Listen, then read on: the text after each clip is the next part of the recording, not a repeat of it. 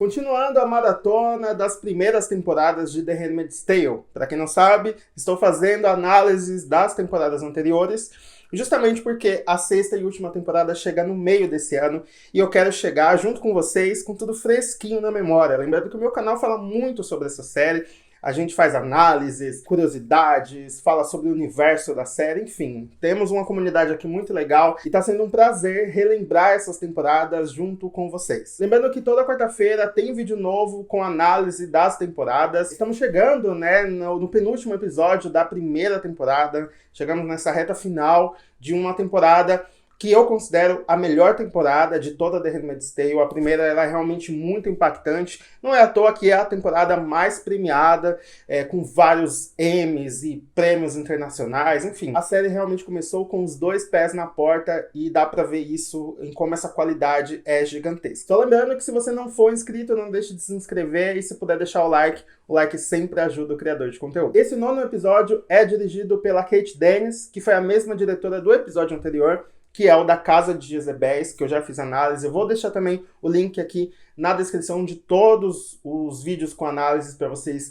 maratonarem. É uma diretora que só vai dirigir esses dois episódios em toda a série, depois ela não retorna para nenhum outro episódio. O episódio se chama A Ponte e tem tudo a ver com o final, mas muita coisa acontece antes e são essas coisas que eu vou falar agora. A Janine é uma personagem que ganha muito protagonismo nesse episódio e depois do que acontece aqui vai mudar a trajetória dela para sempre. Bom, o episódio começa no que parece ser o batizado da filha da Janine. A gente já tinha visto o episódio em que ela dá à luz a um bebê, ela como Aya, e na verdade quem vai ficar com o filho, claro, é o comandante e a esposa, o Warren e a Naomi. Mas antes da Janine entregar a criança para eles, ela precisou passar por um tempo ali de adaptação para tomar do leite materno e ser cuidada pela Janine ali nos seus primeiros meses. E depois acontece o que parece ser um batizado ali. A Janine precisa ir até o Warren e a Naomi, se curvar, e entregar a criança. É todo um ritual ali que eles precisam fazer. Mas a Janine não quer fazer isso. Dá pra ver que ela se apegou muito à criança. Só que por muita insistência da tia Lydia e também o Warren,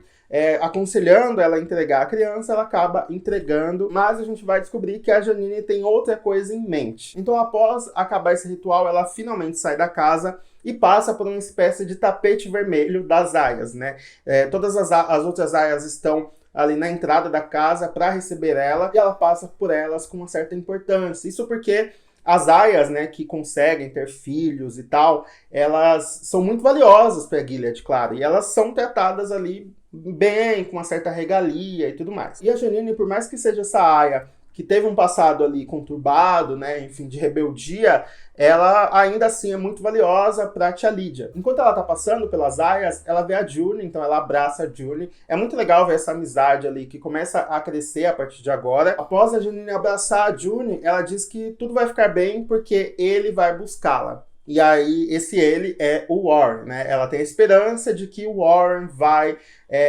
resgatar ela e vai constituir uma família junto da filha deles. A June, ela começa a perceber que tem algo errado ali com a Janine e ela acaba perguntando isso pra tia Lydia.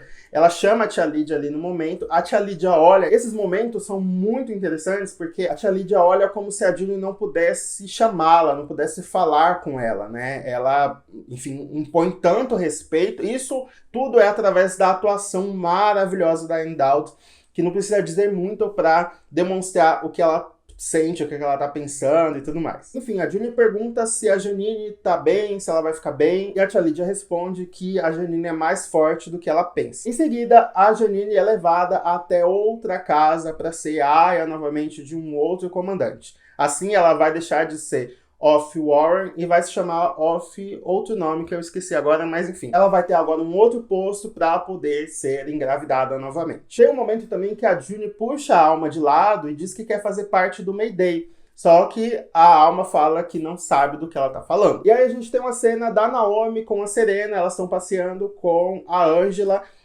A gente vai ter vários momentos ao longo desse episódio das duas juntas. Dá pra ver que a Naomi não tem nenhum tipo de tato ali, de cuidado com uma criança. Ela aparenta estar insatisfeita ali com os cuidados que precisa ter para cuidar de uma criança. Ela reclama e tal. E a Serena diz que, na verdade, ela precisa ser grata, porque ela conseguiu finalmente ter uma criança. E a Naomi responde que ela tá falando isso porque ela não teve uma aia com a Janine, que na verdade a June é uma aia obediente. E enquanto elas estão fazendo essa caminhada, uma econo-esposa para elas. É o primeiro contato que a gente tem com uma econo-pessoa, que lembrando, são pessoas ali, pessoas comuns, né, que não fazem parte aí dessa casta, né, de comandantes, esposas e aias e tal. São pessoas normais, mas pessoas ali muito inferiores para Gilead. E essa mulher passa por elas e sabe o nome ali da Ângela e tal, e enfim, quer ver a criança, afinal, crianças em Gilead são muito raras,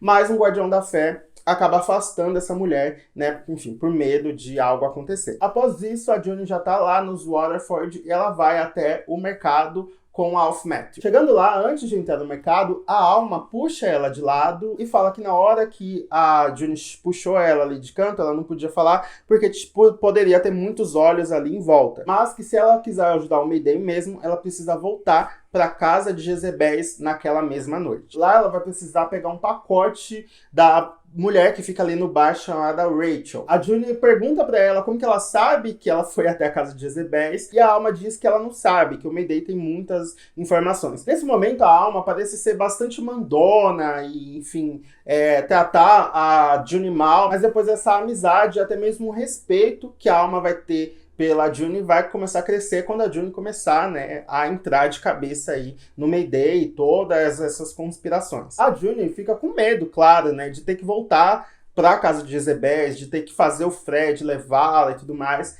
E a Alma fala, olha, você não quis ajudar? Então tá aqui a sua ajuda. Então faça, né, o que você tem que fazer. E aí quando chega de noite lá na casa dos Waterford, a June tá esperando o Fred na entrada do seu escritório. A June começa a entender que o Fred tá gostando dela, então ela vai usar algumas armas de sedução com ele, né? Como é o caso dela tá na porta lá do escritório, ele falou que ela não devia estar lá. E ela fala, eu queria te falar uma coisa, então, mas deixa quieto e tal. Tentando fazer um charme ali pra ele, mas ele não consegue resistir e coloca ela pra dentro do escritório. É então que ela começa a dizer como se divertiu na noite anterior, como foi legal e tal. E aí o Fred fala, a gente podia voltar lá qualquer dia. Era tudo que a June queria ouvir, né? E aí nessa conversa eles acabam decidindo que vão naquela mesma noite, depois que todos forem dormir. Então ali na madrugada, a June põe seu vestido novamente e tal, os dois vão, né, pra casa de Jezebéis. No caminho, a June tá muito mais aberta, muito mais comunicativa, né, do que na noite anterior. Eles até brincam ali com o Nick, falando que o Nick precisa relaxar mais e tal. E quando eles chegam lá na casa de Jezebéis, a June fala que quer tomar um drink lá no bar e tal,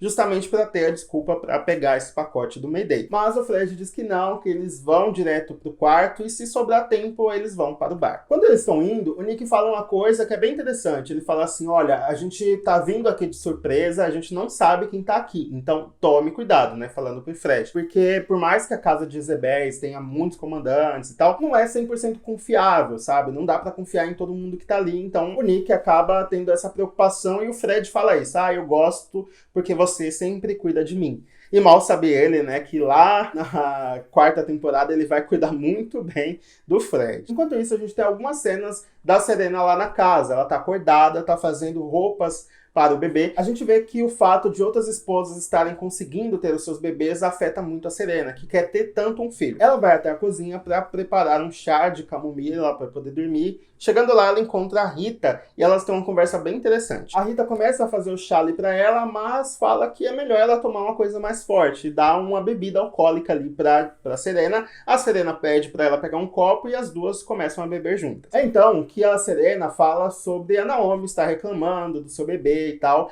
E a Rita fala que ela não deveria reclamar, porque os bebês são uma dádiva e são um grande milagre e tudo mais. E ela acaba revelando que teve um filho de 19 anos que acabou morrendo na guerra, que é a guerra de Gilead contra os Estados Unidos, claro. A Serena responde que o sacrifício do filho dela foi um ato ali de humildade. É muito doido ela falar isso pra Rita, né? Tipo, a mulher perdeu um filho e ela fala uma coisa dessa. Bom, depois disso a gente tem uma cena da Janine lá na nova casa. Está pra acontecer a cerimônia. A esposa é bastante calorosa com ela, trata ela bem e tal, deita ali com ela pra, né, esperar o comandante chegar. E quando o comandante chega e começa a fazer ali a cerimônia, a Janine interrompe, sai ali da cerimônia e diz que o Warren está indo buscá-la a qualquer momento. Lá na casa de Jezebéis, o Fred faz sexo com a June e a June meio que não esboça muita reação e ele percebe isso, né? E ele diz que da próxima vez ela pode fazer barulho, ela pode, enfim,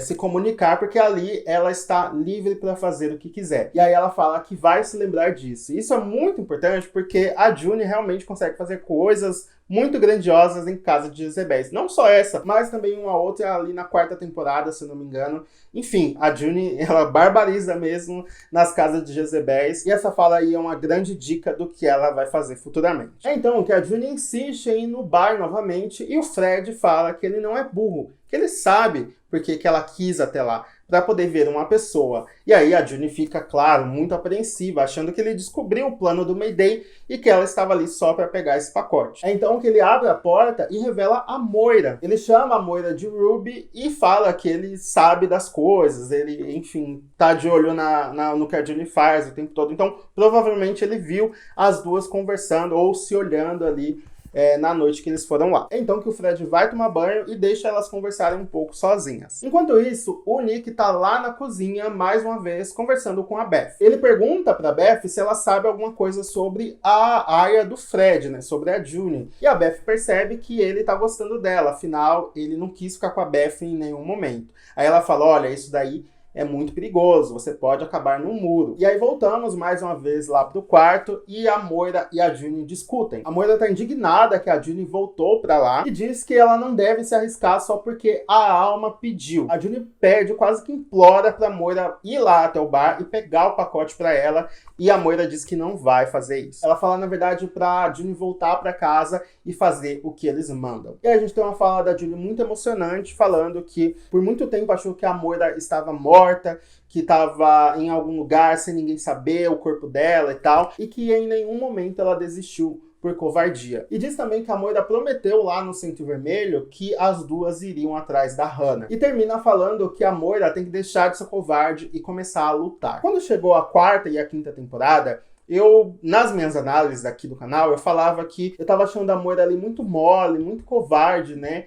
Com medo das coisas e tal, e que ela não era assim. Mas a lembrança que eu tinha da Moira era a dos flashbacks, né? E não a dessa, por exemplo, da casa de Jezebéis, onde realmente ela tá com medo de morrer, ela tá desiludida de tudo, ela não acha que as coisas vão melhorar. Ela vai tomar coragem aí no fim do episódio, mas até o momento ela era essa mulher medrosa. Então meio que condiz muito com o que a Moira vai ser, né, futuramente ali entre a 4ª e 5ª temporada. E aí, só pra terminar esse diálogo, a Moira fala que antes da June aparecer, ela estava indo muito bem. Então ela vai embora, né, sai do quarto, e a June fica chorando. Ela chora muito ali, que ela não consegue nem disfarçar. Tanto que o Fred sai do banheiro e ele fala, olha, se recomponha porque a gente tem que voltar para casa. Um fato interessante também é que o Fred já ficou com a Moira, né? Que no caso é a Ruby. Então dá a entender que o Fred já traiu a Serena várias vezes, deve ter ido muitas vezes também à casa de Jezebéis. Então eles voltam para casa sem a June ter pegado o pacote. A June fica muito mal, ela fica tipo super desanimada ali, que ela não conseguiu fazer o que ela precisava fazer. Quando o Fred entra na casa, a Serena tá lá esperando por ele, ela tá acordada ainda. Eu sinto que ela tá desconfiando de algo, que algo esteja acontecendo, mas ela ainda não tem uma comprovação. É então que a June vai dormir e ela tem um sonho com a Hannah e o Luke. Essas cenas são bem bonitas que estão até no trailer. E aí ela é acordada pela Serena falando que ela precisa se arrumar e se vestir rápido. É então que a gente descobre o que aconteceu. A Janine sai da casa do posto que ela tava e vai até a casa dos Warren. Chegando lá, ela rouba a filha dela e tenta fugir, mas acaba sendo descoberta e para ali numa ponte onde ela tá tentando se jogar. Essa parte a gente tem que relevar um pouco, porque se a gente parar pra pensar que seria meio que impossível, não impossível, mas seria muito difícil a Janine fazer isso, né? Sair da casa que ela tava e ir até a casa dos Warren. Lembrando que são casas longes, né? Ela mesma fala, tá muito longe aqui da minha casa anterior, no caso, né? Sem ser vista por nenhum guardião, ela consegue entrar na casa dos Warren sem ser pega. A gente tem que relevar isso, né? Mas enfim, o fato é que isso acontece e a June é levada pra lá justamente porque a tia Lídia considera a June como amiga da Janine. A tia Lídia fala, inclusive, para June falar com a Janine para tentar salvar pelo menos a criança. É então que todos se afastam e a June conversa com a Janine. Ela diz para ela não fazer isso, que ainda há esperança e que depois de tudo aquilo elas podem sair para beber com todas as outras aias e ficar bêbadas e ter uma noite muito divertida. A Janine, ela age como uma criança mesmo, né? Dá para ver em como o Gilead e o Centro Vermelho deixou ela muito mal ali da cabeça. A Janine fala que a June pode se juntar a ela, né? E elas pulariam ali da ponte no rio e seria uma morte rápida. A June fala que ela não pode fazer isso porque ela precisa ir atrás da filha dela e que a Janine deveria dar a chance da sua filha poder crescer. É então que ela consegue convencer a Janine a entregar a filha. A Janine faz isso e depois ela pula no rio. Dá pra ver ali que é um rio até raso, né? Porque ela pula ali e logo fica ali na superfície. Nesse momento, a tia Lídia fica muito abalada ali, ela fica muito desesperada, e todos os outros ali ficam bem chocados, né? Porque é de fato uma cena chocante. Até porque, se a gente parar pra pensar, essas brutalidades que acontecem do muro e tortura e tal, as mulheres, né, as esposas, e até mesmo alguns comandantes, eles não participam disso, eles não veem isso. Eles só dão a ordem, né? Então, claro, estar ali, presenciar um ato chocante, para eles é difícil. E aí a gente descobre que a Janine não morreu, que na verdade ela vai para o hospital, e a tia Lídia fica ali cuidando dela. Enquanto isso, a Naomi tá ali com a sua filha, que ela chama de Angela, mas a Janine chama a filha de Charlotte, né? A Janine muda ali o nome da criança. A Naomi tá ali muito amargurada, muito brava, né? Sacudindo a criança. E a Serena tenta ajudar, né? Ela pede pra poder ali segurar a criança. A Naomi fica muito irritada e fala pra Serena cuidar da vida dela. Na verdade, cuidar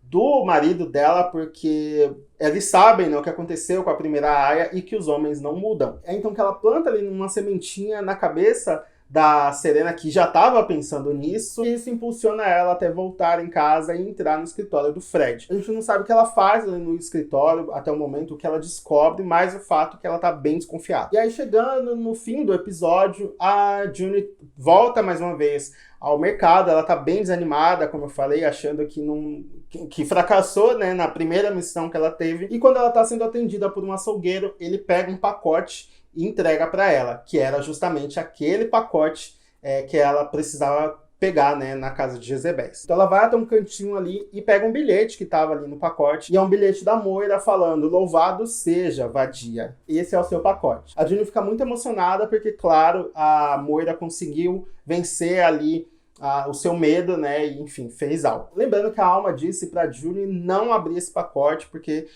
alguém vai ali passar por ela e vai pedir o pacote de volta. Ela vai abrir esse pacote, a gente vai descobrir o que tem, mas isso é lá na segunda temporada, se eu não me engano. E bom, o episódio termina com a Moira lá na casa de Jezebel. Ela tá atendendo um motorista, e aí ela dá a entender que mata esse motorista, porque ela pega uma coisa ali pontiaguda, ela usa a roupa dele, entra no carro dele e vai embora. É uma cena bem satisfatória ali, dá pra ver a felicidade dela, e aí é mais legal ainda saber que deu certo, né? Que ela consegue fugir de fato, que ela vai parar no Canadá, e isso é lá futuramente na segunda temporada. E foi tudo isso que aconteceu no penúltimo episódio da primeira temporada. Tá acabando essa temporada.